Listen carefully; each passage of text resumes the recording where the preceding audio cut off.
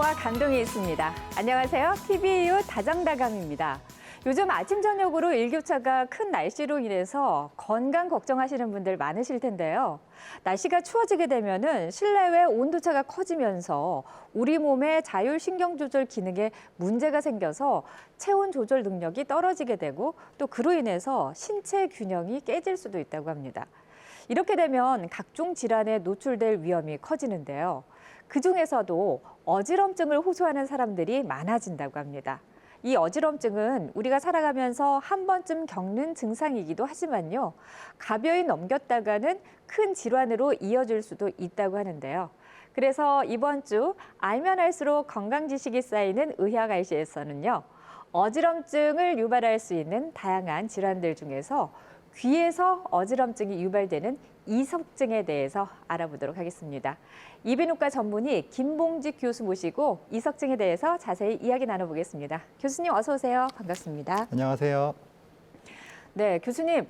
보통 우리가 어지럼증을 자주 느끼는 경우는 앉아있다가 갑자기 일어설 때나 혹은 뭐 여성분들 같은 경우는 빈혈이 있으면 어지럼증을 좀 느끼는데 이 귀에서 어지럼증이 유발된다는 걸 잘 모르시는 분들도 많으실 것 같거든요.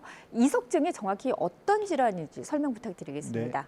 네. 이석증은 흔히 귀 안의 돌, 이석증이라고 말을 하지만 정확하게는 양성 발작성 체위성 현운이라고 합니다. 명칭이 좀 어렵죠? 네. 쉬운 이해를 위해 편의상 이석증이라고 설명을 드리겠습니다.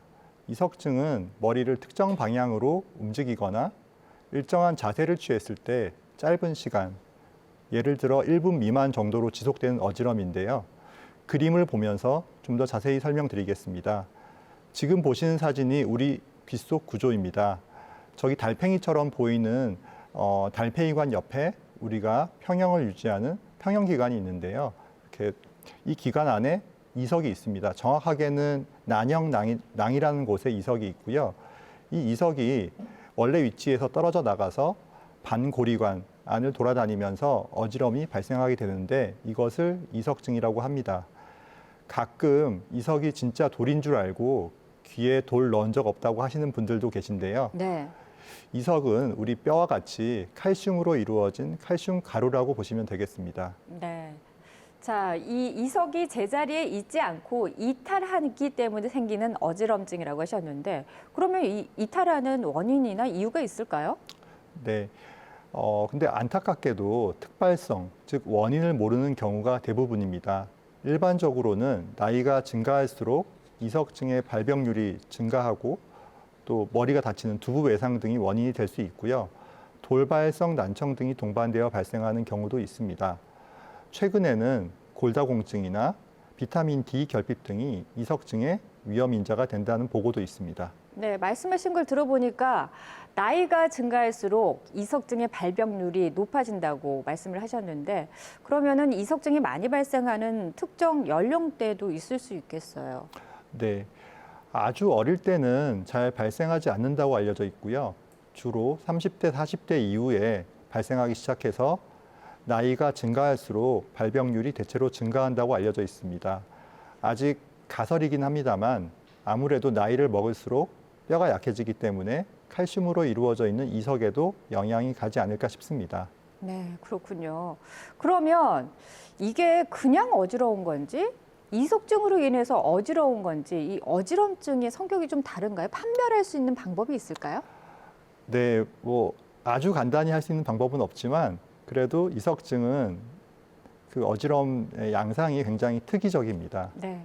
특정한 머리 움직임이나 자세에 따라서 짧은, 좀 전에 말씀드린 1분 미만의 회전성 어지러움이 발생을 하지만 그런 특정 자세를 바꾸면 어지러움이 사라지고 많은 경우에 이제 저희 외래를 찾아오실 때 이른 아침 또는 새벽에 침대에서 일어나거나 아니면 옆으로 돌아 누울 때 혹은 위를 보거나 고개를 숙일 때 발생하는 심한 어지러움이 특징입니다. 그렇군요. 이 우리 몸의 평형을 유지해주는 이 평형 기관에 이석이 들어가서 방해를 하니까 일어났을 때, 움직일 때 이렇게 어지러움이 심해진다라고 말씀하셨는데 그렇다면은 이석증 발생 시에 함께 나타나는 증상도 있을까요? 네, 이석증은 이제 사실은 특별히 동반되는 증상은 없고요. 근데 그 양상이 이제 빙빙 도는 회전성 어지럼이다 보니까 구역, 구토가 있는 경우가 흔히 있습니다. 네. 말씀 들어보니까 어지럼이 오랫동안 지속되지도 그리고 지속되지 않을 경우에 이게 이석증 때문인지 아닌지 많은 분들이 헷갈릴 수도 있겠다라는 생각이 들거든요. 이게 이석증인지 아닌지 알 수 있는 뭐 자가 진단할 수 있는 방법 같은 게 있을까요? 네. 이것 역시 특별한 방법은 없지만 이제 다음과 같은 경우에는 좀 더 이석증을 의심해 볼 수 있을 것 같습니다. 아침에 일어났을 때 갑자기 어지럼을 느낀다거나 머리를 숙이거나 아니면 위를 쳐다볼 때 순간적으로 어지럼이 발생을 하고 고개를 돌릴 때도 어지럼이 발생을 합니다. 어지럼의 양상은 빙글빙글 돌아가는 회전성 느낌이면서 머리를 또 움직이지 않거나 원래 자세로 하면 증상이 호전이 됩니다. 네.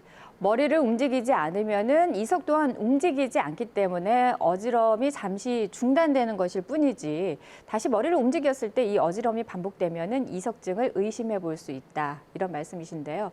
그렇다면은 이 이석증은 어떻게 치료가 가능할까요? 네. 간단하게는 이제 원래 위치에서 떨어진 이석을 네. 원래 위치인 그 달팽이관 옆에 난형낭으로 재위치시키면 치료가 됩니다.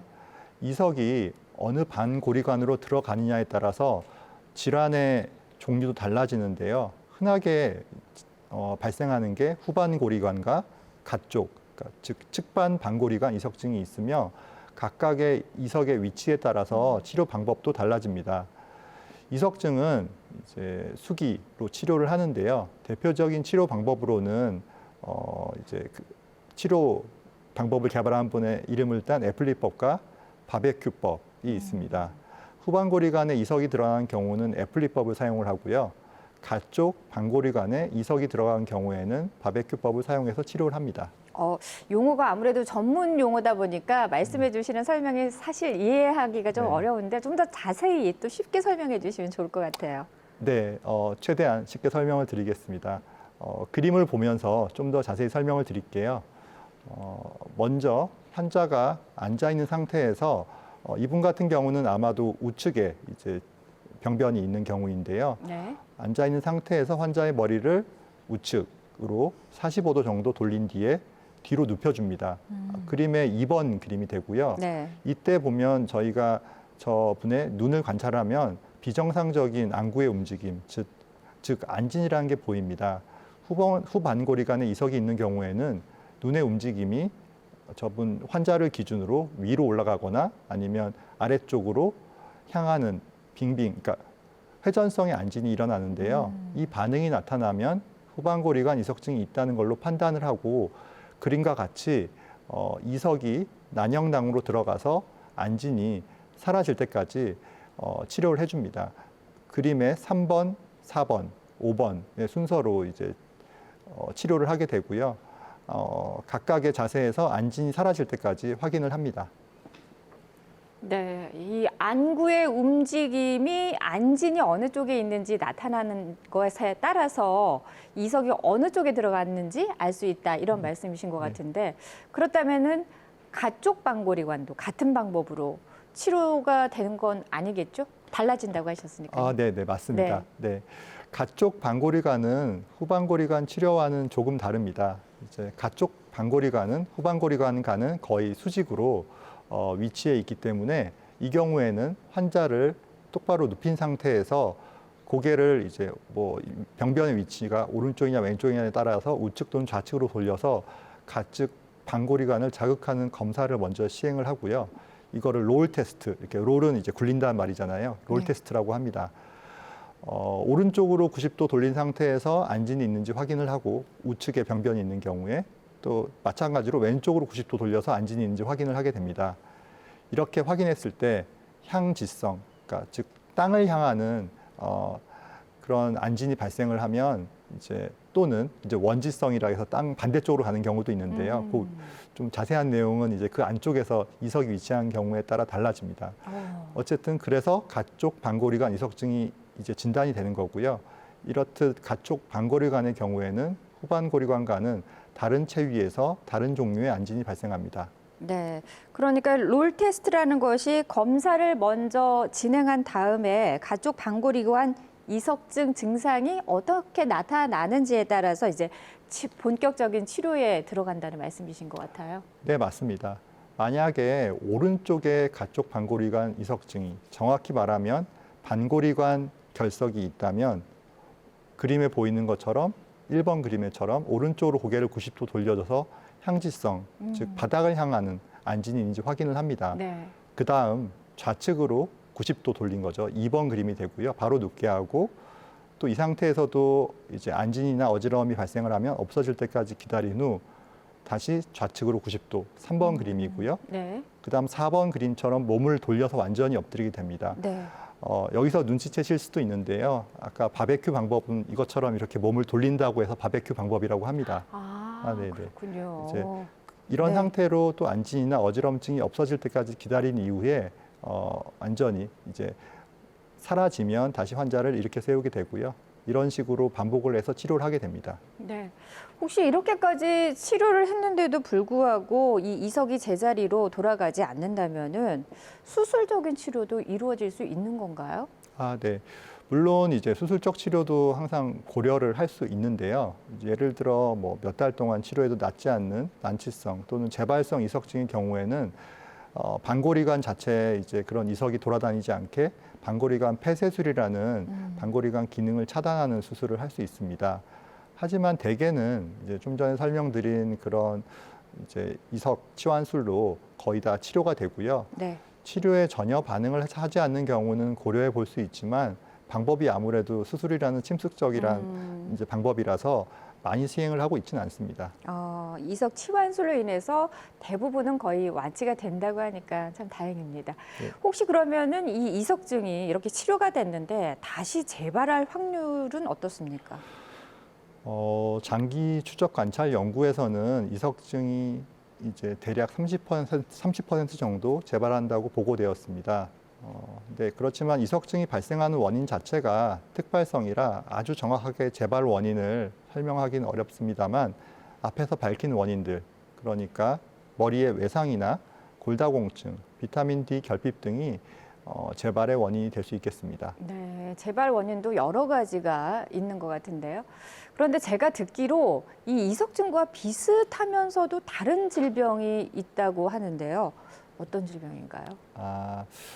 네, 그 이석증과 같이 이제 회전성 어지러움을 보이는 질환 중에 귀의 문제에 의해 생기는 질병으로 메니에르병이 있습니다. 메니에르병 이름은 상당히 예쁜데요. 이 이석증과 이 메니에르병의 차이점은 뭔가요? 네, 이 메니에르병은 이제 프랑스 의사 메니에르가 이제 보고한 질병이고요. 이석증과 비슷하게 회전성 어지러움증이 나타나는데요. 조금 다른 점이 있다면 메니에르병은 이석증보다는 좀 더 지속되는 발작성 어지럼증이 나타나는 경우도 있고요. 많은 경우에서 뇌 림프 수종이 동반된 것을 보고하였습니다. 뇌 림프액은 아까 처음에 보여드린 그림에서처럼 달팽이관과 평형기관을 채우고 있는 액체인데요. 네. 이 액체가 어떤 이유로 증가하면서 달팽이관과 평형기관이 부어오르고 이로 인해서 급성 어지럼증과 청력 감소, 또한 이명이 나타나게 됩니다. 그렇군요. 어지럼증뿐만 아니라 여기에다가 청력 감소 그리고 이명까지 생기게 된다고 하니까요. 메니에르병도 좀 무섭다라는 생각이 드는데 그런데 이 말씀하신 아까 전에 뇌 림프액이 증가를 한다고 했잖아요. 원인을 모른다고 하셨는데 그러면은 어떻게 지금 추측을 하고 계시는 거예요? 왜 이게 늘어난다고 보시는 거예요? 말씀하신 것처럼 안타깝게 뇌 림프액이 많아지는 원인은 아직 명확하게 밝혀진 것은 없습니다. 다만 자가 면역 질환, 외상, 또 유전적 요인, 감염 등 여러 가지 원인이 영향을 미치는 것으로 추정하고 있습니다. 네. 원인을 빨리 밝혀내야지 치료도 또 수월해질 것 같은데요. 그렇다면은 이석증과 달리 메니에르병은 또 어떤 식으로 치료를 하고 또 검사가 이루어지는지 궁금합니다. 네. 메니에르병을 진단할 수 있는 단일한 객관적인 진단 검사법은 없습니다. 그래서 먼저 어지럼이 있는지, 귀가 먹먹한지, 이명이 있는지, 또한 이러한 증상이 반복적으로 나타나는지에 대한 증상의 유무로 진단을 내리게 되고요. 네.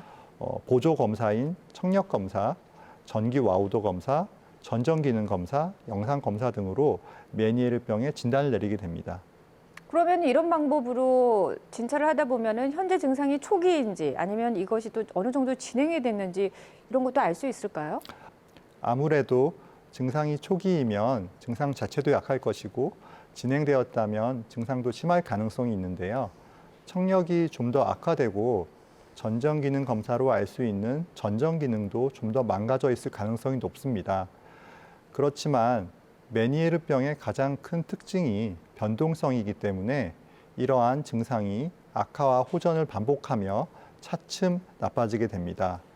또 전기 와우도 검사를 통해서도 유추해 볼 수 있는데요. 귀 안에 전극을 위치시켜서 자극에 따른 달팽이 간의 정기적 반응을 기록하는 검사로 과거 메니에르병의 진단과 진행 정도를 보는데 많이 이용을 했으나 이 역시 절대적인 검사는 아닙니다. 네, 알면 알수록 메니에르병은 뭔가 베일에 쌓인 것 같은데요. 말씀해주신 대로 이 보조 검사도 함께 진행을 해서 메니에르병이 맞다고 판단이 되면은 치료를 진행하게 될 텐데 이석증의 경우에는 돌을 제자리로 돌려놓으면 치료가 가능하다고 말씀을 해주셨잖아요. 그렇다면은 이 메니에르병은 내 림프액을 빼주거나 혹은 더 이상 증가하지 않게 이 막아주는 치료를 진행하게 되는 건가요? 네네. 그렇지만 이석증과 달리 메니에르병의 치료는 그렇게 간단하지 않습니다. 뇌림프액의 증가가 메니에르병과 동반되어 있는 경우가 많긴 하지만 메니에르병을 일으키는 원인이라는 확실한 증거가 없기에 뇌림프액을 빼준다고 꼭 병이 호전된다고 할 수 없습니다. 다만 그러한 기전으로 뇌림프압을 줄이고 뇌림프 수종을 줄이는데 도움이 될 것으로 생각되는 이뇨제는 오랫동안 메니에르병의 치료제로 사용되어 왔습니다. 아직 확실한 과학적인 증거는 보이지 않지만 저염식 등 다른 생활습관 치료와 병행했을 때 약 60에서 80%의 증상의 호전을 보인다는 보고들이 있습니다. 네. 메니에르병의 정확한 원인은 모르지만 많은 사람들에게서 나타나는 뇌 림프 수종을 줄이는 방식으로 치료를 진행한다고 말씀하셨는데요. 또 메니에르병에서는 이석증과 다르게 청력도 문제가 생긴다고 하니까 아무래도 더 다양한 치료가 이루어질 것 같은데 맞나요? 네, 맞습니다. 청력이 떨어졌을 때는 일반적으로 고용량 스테로이드를 경구로 복용을 하거나 귀 고막 뒤에 위치한 고실 내에 주사로 스테로이드를 주입해서 염증을 완화시켜 청력을 회복시키는 치료를 하기도 합니다. 네. 그렇다면은 이 메니에르병도 수술적 치료가 이루어질 수도 있나요? 네, 맞습니다. 많지는 않지만 수술적 치료도 메니에르병의 치료에 종종 사용됩니다. 수술은 일단 약물 치료로 효과를 보이지 않는 경우 고려할 수 있고요. 남아있는 청력 기능에 따라서 청력이 좋은 경우에는 뇌 림프낭의 압력을 낮추고 막혀 있는 부분을 제거해주는 뇌 림프낭 감압술을 시행을 하고요. 그거보다 좀 더 이제 심해졌지만 역시 청력이 좋은 경우에는 전정을 담당하는 전정신경을 절제하는 전정신경 절제술, 그리고 이제 청력도 많이 떨어졌을 경우에는 청각과 평형기관 자체를 다 없애는 미로 절제술 등을 고려할 수 있습니다. 네, 청력에도 영향을 미치다 보니까 이석증에 비해서 치료법이 정말 다양한데요. 설명해 주신 방법으로 치료를 받으면은 이 메니에르병도 완치가 가능할까요? 네, 메니에르병은 이제 완치라기보다는 증상 호전을 위해 치료를 합니다.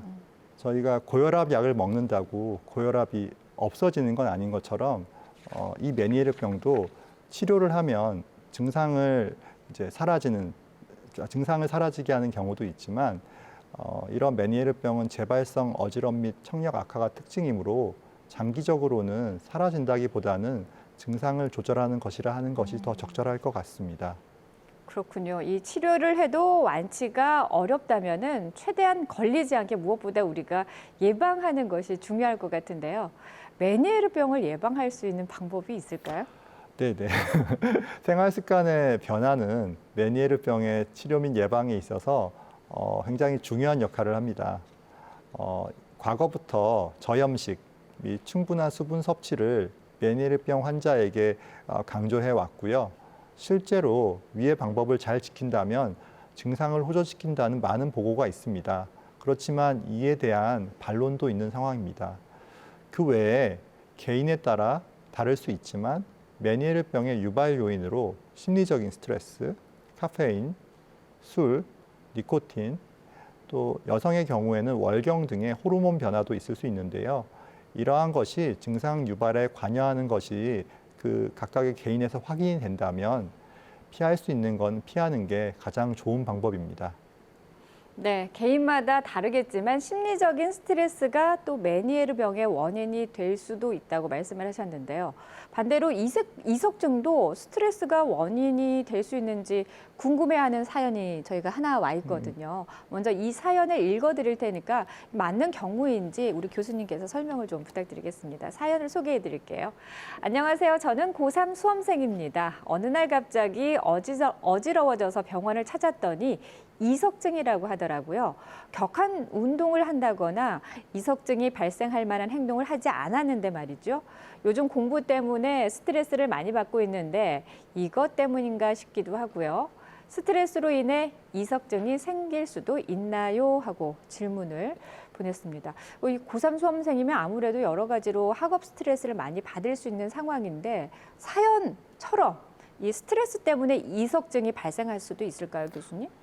네, 스트레스는 만병의 원인이라고 하지만 스트레스가 이석증의 직접적인 발병 원인으로 작용한다는 보고는 없습니다.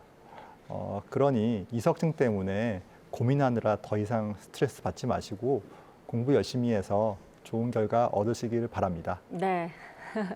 교수님 말처럼 더 이상 스트레스 받지 말고 글쎄요, 안 받을 수는 없겠지만 가급적이면 스트레스를 적게 받으면서 마지막까지 학업에 집중하시길 바라겠습니다. 지금까지 이석증과 메니에르 병에 대해서 알아봤습니다. 혹시 이석증도 이 메니에르 병처럼 생활 습관으로 예방할 수 있는 방법이 있을까요, 교수님? 네. 이석증을 예방하는 특별한 방법은 없습니다. 그렇지만 이석증의 발병 원인 중 가장 확실한 것은 두부 외상이거든요. 그렇기 때문에 평소에 머리에 충격이 가지 않게 조심하는 것이 도움이 될 것 같고요. 또한 이석이 칼슘으로 이루어져 있는 만큼 골다공증이나 비타민 D의 결핍도 하나의 위험 인자로 고려되니 이에 대한 예방 및 치료를 하는 것도 일부 이석증 예방에 도움이 될 수 있을 것으로 생각을 합니다. 네. 아까 이석증은 재발할 위험이 있다고 해주셨는데 그렇기 때문에 한번 이석증을 알았던 분들은 이게 또다시 재발하지 않을까 하고 염려하시는 분들도 많으실 것 같아요. 이석증 재발을 낮출 수 있는 뭐 그런 운동 방법 같은 게 있다면 뭐가 있을까요? 네네. 일반적으로 이런 이석증이 재발하지 않을까 하는 불안감과 두려움이 실제 발생하는 이석증 재발보다 더 큰 문제인 경우가 많습니다. 예방에 도움이 된다고 하기는 사실 어려운데요. 이러한 예를 들어 후반고리간에 이석증이 있었을 때 이석 치환술 후에 한동안 남아 있을 수 있는 잔존 증상을 개선시키는 데 도움을 주는 방법으로 브렌다로프 운동이 있습니다. 이 운동은 침대나 의자에 앉아서 진행해 주시면 되는데요. 고개를 좌측으로 45도 돌려준 후에 그 상태로 우측으로 눕고 또 그 자세로 30초 가량 혹은 어지러움이 없어질 때까지 누워 있습니다. 그 다음에는 다시 바로 앉아서 이번에는 우측으로 고개를 45도 돌린 뒤에 좌측으로 누워줍니다. 이때도 30초 혹은 어지러움이 없어질 때까지 누워 있다가 일어나는데요. 위의 과정을 하루에 몇 번씩 반복해 주면 증상 회복에 도움이 됩니다. 네. 지금 알려주신 방법은 과거에 이석증이 있었던 분들에게도 좋겠지만 이석증을 예방하는 데도 도움이 될 것 같다는 그런 생각이 듭니다. 네. 자, 마지막으로 우리 시청자들에게 전하고 싶은 말씀이 있으시다면 한 말씀 해주시죠. 네. 이석증은 증상은 정말 무섭습니다. 내가 이러다 죽는 게 아닌가 하는 그런 느낌도 들 때가 있는데요. 실제로는 아주 심각한 질환은 아닙니다. 정확하게 진단을 하고 치료하면 빠른 시일 내에 완치도 가능한 질환으로 너무 큰 불안감을 가지지 않으시길 바랍니다. 다만 어지러운 시기에는 갑자기 어지러움이 발생함으로써 생길 수 있는 문제들, 예를 들어 운전을 하고 있는데 갑자기 회전성 어지러움이 발생하면 큰 사고가 날 수 있는 것처럼 예민한 활동은 피하시는 게 좋습니다. 네. 자, 오늘 교수님 덕분에 이석증과 또 메니에르 병에 대해서 자세히 알아볼 수 있는 시간이었습니다. 교수님, 오늘 나와주셔서 고맙습니다. 감사합니다. 네, 오늘 저희가 준비한 소식은 여기까지입니다. 편안한 저녁 시간 보내시기 바랍니다. 고맙습니다.